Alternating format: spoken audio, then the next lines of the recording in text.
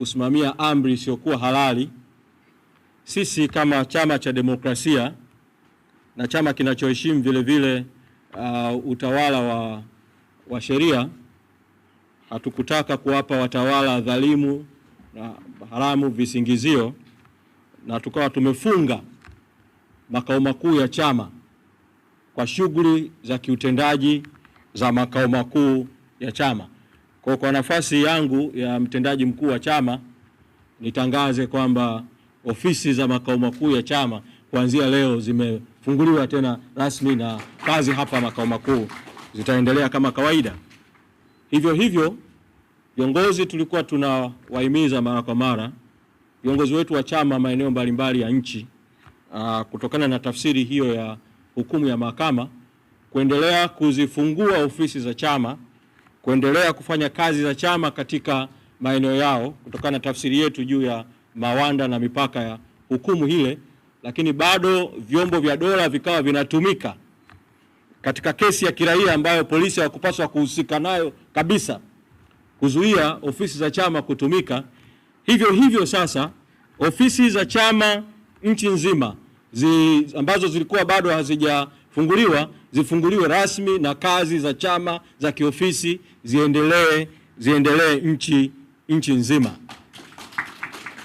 Na kwa kuwa chama hiki ngazi ya taifa hakiongozwi na katibu mkuu peke yake, katibu mkuu ni mtumishi tu akiongoza sekretarieti ya chama, lakini katibu mkuu juu yake wako viongozi wakuu wa chama wakiongozwa na mwenyekiti wa chama, mwenyekiti Tundu Lissu ambaye yuko gerezani. Nje ya mwenyekiti Tundu Lissu, walioko nje ya gereza, yuko makamu mwenyekiti bara Mheshimiwa John Heche, yuko makamu mwenyekiti Zanzibar Mheshimiwa Saidi Mzee. Viongozi hawa kwa umoja wao wanaiongoza kamati kuu ya chama, ambacho ndio chombo kinachosimamia secretariat ya chama, lakini ndio chombo ambacho vile vile kinafanya kazi kwa niaba ya baraza kuu na mkutano mkuu wa chama, kikisimama kwa niaba ya wanachama wa Chadema nchi nzima. Kwa ukubwa wa mapito tuliyopitia ya kuzuiwa kufanya shughuli za kisiasa kwa siku hizo 309 au 310, na kwa majukumu ambayo yako mbele yetu, nitangaze tu kwa nafasi vile vile ya mtendaji mkuu wa chama kwamba tunaita kikao maalum cha kamati kuu haraka sana tarehe 28 na 29 mwezi Aprili. Wajumbe wa kamati kuu wasafiri kutoka maeneo mbalimbali ya nchi. Kwa wale wajumbe ambao hawako hapa Dar es Salaam, wafike makao makuu ya chama ili tuwe na kikao maalum cha kamati kuu ya chama. Na baada ya kikao hicho cha kamati kuu tutafakari kwa pamoja mambo mbalimbali, ikiwemo tutafahamu kwamba kamati kuu ilikutana kwa njia ya kidijitali, kwa njia ya teknolojia ya mtandao kwa sababu ya zuio hilo la kimahakama mwishoni mwa mwezi Novemba, na ikaendelea na vikao kazi vya kamati kuu mwezi Disemba, na hatimaye ukatoka msimamo wa chama uliokuwa na maazimio mbalimbali ya kamati kuu ya chama. Kwa tutakutana tarehe 28 na 29 kutafakari uendeshaji wa chama. Na ndugu wanahabari na ndugu wa Tanzania, yapo ambayo yatazungumzwa na chama kwa mmoja wetu baada ya kuwa kamati kuu imekutana, baada ya kikao maalum cha kamati kuu kitakachokaa tarehe 28 na 29 mwezi Aprili mwaka huu wa 2026 hapa makao makuu ya chama. Nitumie fursa hii tu kusema kwamba mtakumbuka kabla ya zuio la chama la tarehe 9 mwezi Aprili na kabla ya tukio la tarehe 7 mwezi wa 4 hapa makao makuu, ambapo mwenyekiti Lissu alizungumza pamoja na viongozi wengine, tulizungumza na waliokuwa watiania wa uchaguzi, na siku hiyo ndio ikatoka ile kauli ambayo hatimaye mwenyekiti Lissu akabambikiwa kesi ya uhaini. Kabla ya vikao hivyo na kabla ya matukio hayo, nilizungumza hapa mbele yenu waandishi wa habari, tukawaambia kwamba mara baada ya uchaguzi wa ndani wa chama uliofanyika ukumbi wa Mlimani City tarehe 21 mwezi Januari mwaka 2025, na mara baada ya Chadema kutangaza kuendelea kutekeleza azimio la no reforms no election, watawala waliamua kupanga mbinu haramu, mbinu dhalimu kudhibiti mapambano ambayo Chadema ilikuwa imeyatangaza wakati huo ya no reform no election. Kwa tukatangaza vita dhidi ya Chadema na mapigo dhidi ya Chadema, na kukawa na njama za mapigo mbalimbali ambayo yalipangwa. La kwanza kabisa likawa lile la msajili wa vyama vya siasa kuandika barua ya kutomtambua katibu mkuu na sekretariat ya chama pamoja na wajumbe wa kamati kuu walioteuliwa na mwenyekiti wa chama walioteuliwa na mwenyekiti wa chama taifa na mapigo mengine. Na tukaendelea mara kadhaa kwenye mikutano yetu na waandishi wa habari kuendelea kueleza mapigo, vita, njama ambazo zilikuwa zinaendelea kupangwa na kutekelezwa ili kuizuia Chadema kwenye mapambano ya no reform no election katika mwaka wa uchaguzi. Bahati njema sana sasa tunaweza kuthibitisha, tulisema wakati huo na tunaweza kuthibitisha hata kwa nyaraka zao wenyewe, kutokana na nyaraka ambazo zimewasilishwa mahakamani na matukio yaliyotokea juu ya njama hizi. Takumbuka kwamba mwenyekiti Tundu Lissu alikamatwa Mbinga tarehe 9 mwezi wa 4 mwaka 2025. Tarehe hiyo 9 mwezi wa 4 mwaka 2025, wakati mwenyekiti Tundu Lissu akikamatwa Mbinga, huku Zanzibar na Dar es Salaam, hawa waliofungua kesi iliyopelekea kuzuiwa shughuli za kisiasa za Chadema, tarehe hiyo 9 mwezi wa 4 mwaka 2025, ndio siku hiyo walisaini nyaraka za kufungua kesi iliyopelekea hatimaye tarehe 10 mwezi Juni mwaka 2025 Chadema kuzuiwa shughuli zake za kisiasa. Kwa kulikuwa kumepangwa njama za aina mbalimbali kwamba huku mkamate Lissu, mweke ndani kwa kesi ya uhaini ili kufanya sasa asiwe nje tena, asifanye shughuli za kisiasa.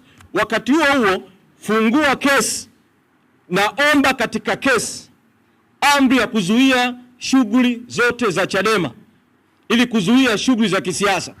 Wakati huo endelea kutomtambua katibu mkuu wa chama kupitia kwa msajili, sekretariat ya chama, wajumbe wa kamati kuu ya chama, mapigo, mbinu mbalimbali zilizopangwa coordinated.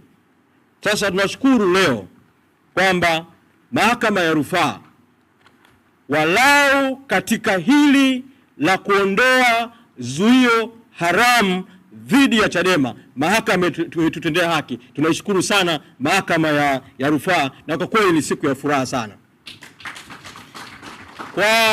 Kwa muktadha huo kwa kweli, kwa kuwa matukio haya nitaacha matukio mengine, nitayazungumzia tu haya mawili haya ambayo yalisainiwa au yalitendeka katika siku moja. Kwa kuwa tarehe 9 mwezi wa 4 ndio safari ya kuifungia Chadema shughuli za kisiasa ilisainiwa. Tarehe 9 hiyo mwezi wa 4 safari ya kumfungia Tundu Lissu kwa kesi ya uhaini ndio ilianza kwa kumkamata Mbinga, kama ambavyo leo tunasherehekea Chadema kuwa huru, Chadema kufunguliwa shughuli zake kwa sababu ya utashi na maamuzi ya mahakama ya rufaa kwa ridhaa yake suomoto kuita faili na kusikiliza na kufanya mapitio. Hivyo bila kuingilia uhuru wa mahakama, na kwa heshima kubwa ni muombe jaji mkuu na watawala wengine wa mahakama kuharakisha kesi ya Mheshimiwa Lissu. Mahakama ya rufaa iite hizo taratibu ambazo serikali iliamua kupanda juu kwenye mahakama ya rufaa kwa njia mbili tofauti, na Mheshimiwa Lissu naye akapanda kuomba mahakama isikilize swala lake kwa jambo la dharura. basi vile vile mwenyekiti Tundu Lissu naye jambo lake liweze kumalizika, na sisi tunaamini kwamba mwenyekiti Tundu Lissu naye anastahili kupata uhuru, ili Chadema tunapokaa vikao vya kikatiba, tunavyokaa kuzungumza, mwenyekiti wa chama ambaye ndiye kiongozi mkuu naye aweze kutoka na kushiriki kwenye kesi hizi. Lakini pamoja na rai hiyo kwa mahakama, tunasisitiza tu mkazo ambao tumekuwa tukiusema siku zote, tunaurejea tu kwa sababu tunaamini kuna wakati sauti hii pamoja na kuwa na serikali ambayo sisi tunaiona batili, sisi tunaiona katili, lakini inaweza kusikia sauti kwamba bila hata kulazimika kuisubiri mahakama. Mazingira haya yanaonyesha kabisa hizo kesi zilikuwa ni kesi za mkakati, ni kesi za kisiasa, ni kesi zilizolenga kukwamisha mapambano ya no reform no election. Bado mwendesha mashtaka kwa maana ya DPP anaweza kabisa bado na rais ambaye sisi tumetoa msimamo wa kutotambua kuchaguliwa kwake, wanaweza kabisa kuzungumza huko ndani ya mamlaka, na moja kwa moja kesi hiyo ikafutwa. Kesi ikafutwa kabisa, mwenyekiti akawa huru na akaendelea na majukumu yake. Kwa hiyo haya mimi naamini yanaweza kufanyika wakati mambo mengine yakiendelea. Katika hatua hii walipotuzuia kwa mazuio hayo, walifanya mazuio mawili. Zuio la kwanza lilizuia shughuli zote za kisiasa za Chadema.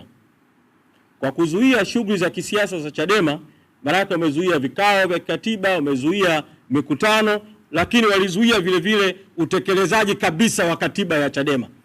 Kwa nafasi ya mtendaji mkuu niwahimize viongozi wa Chadema maeneo mbalimbali ya nchi kwa kufuata matakwa ya katiba ya chama, kama ambavyo ngazi ya taifa tumeita kikao maalum cha kamati kuu, basi ngazi zote za chama nazo zifanye vikao ili kutafakari mambo ya msingi na kuanza kutekeleza matakwa ya katiba ya chama na kuendelea kufanya uendeshaji wa chama. Lakini zuio la pili lilihusu matumizi ya mali na rasilimali za chama.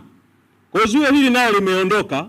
Tunaweza kutumia majengo ya chama katika maeneo mbalimbali. Mali za chama zinaweza kutumika kwa mujibu wa katiba ya chama kufanya kazi za kisiasa. Rasilimali za chama zinaweza kutumika. Lakini nitumie fursa hii kuomba Watanzania na kuwaomba wanachadema mambo mawili kwa ngazi zote za chama, ukianzia ngazi ya taifa, kuhusu swala la rasilimali. La kwanza ni kuwa tumepita katika kipindi kigumu sana, na kipindi hiki ili kuamka kuanza kazi kwa upana wa nchi na maeneo mengine kinahitaji rasilimali. Kwa hiyo niombe Watanzania kote nchini kuichangia Chadema kupitia njia rasmi za uchangiaji wa chama za ngazi mbalimbali kwenye ngazi zetu za chama. Na kwa ngazi ya taifa tumekwisha tangaza siku mara kwa mara akaunti za chama, namba za chama. Kwa kweli tunahitaji rasilimali kwa sababu ya mapito ambayo tumepitia. Lakini kuna jambo la pili, Watanzania ni vyema wakakumbuka kwamba kwa sababu Chadema haikujihusisha kabisa na uchaguzi mkuu wa mwaka unaoitwa uchaguzi mkuu wa mwaka 2025 kutokana na msimamo wetu wa no reforms no election. Manake vile vile Chadema sasa hivi haipokei hata shilingi moja ya ruzuku ya kutoka serikalini. Na kwa kuwa Chadema haipokei hata shilingi moja ya ruzuku ya uendeshaji wa chama kutoka serikalini, niombe Watanzania tunapokuwa tumefungua leo shughuli za kisiasa za chama ngazi ya taifa na ngazi zote, mfahamu kwamba jukumu la kuifanya Chadema iendelee na kazi, jukumu la kufanya Chadema iendelee kutimiza wajibu wake, Chadema ambayo ina imani kubwa ya Watanzania, ni jukumu la Watanzania wote, wanachama wote wa Chadema na Watanzania wote kwa ujumla. Tushirikiane kuiendesha Chadema ili Chadema iweze sasa kutimiza yale ambayo Mwenyezi Mungu ameipangia. Kwa nihitimishe tu kwa kuwashukuru sana jopo la mawakili wakiongozwa na wakili Inshallah na wakili Mpoki, wanachama waliokuwa mahakamani, bodi ya wadhamini ambayo pamoja na magumu imesimama